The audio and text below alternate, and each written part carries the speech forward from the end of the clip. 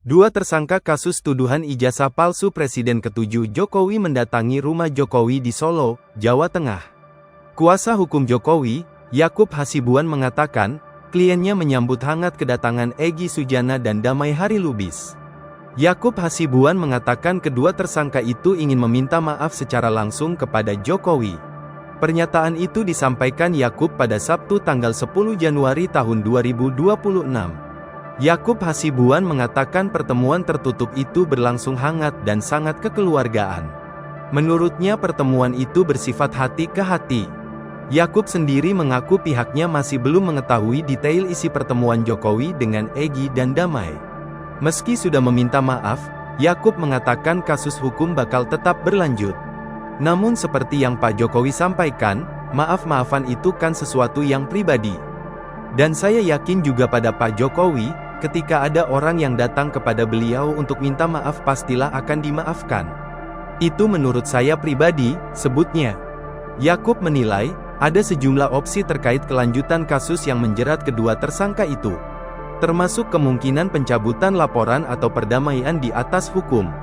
Yakub mengatakan, kuasa hukum Jokowi akan segera menemui kliennya untuk berdiskusi terkait kelanjutan kasus di Polda Metro Jaya.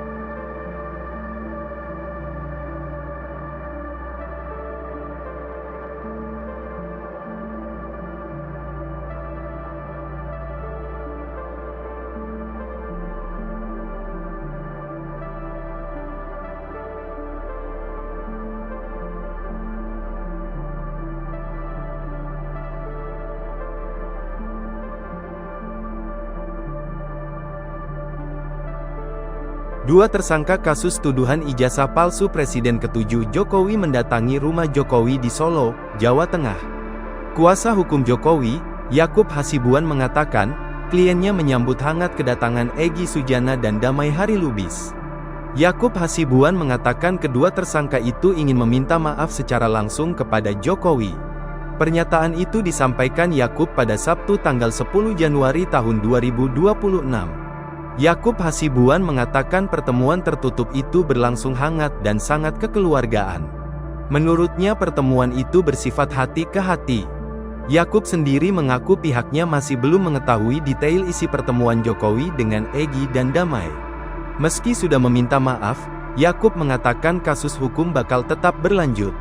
Namun seperti yang Pak Jokowi sampaikan, maaf-maafan itu kan sesuatu yang pribadi. Dan saya yakin juga pada Pak Jokowi, ketika ada orang yang datang kepada beliau untuk minta maaf pastilah akan dimaafkan. Itu menurut saya pribadi, sebutnya. Yakub menilai, ada sejumlah opsi terkait kelanjutan kasus yang menjerat kedua tersangka itu. Termasuk kemungkinan pencabutan laporan atau perdamaian di atas hukum. Yakub mengatakan, kuasa hukum Jokowi akan segera menemui kliennya untuk berdiskusi terkait kelanjutan kasus di Polda Metro Jaya.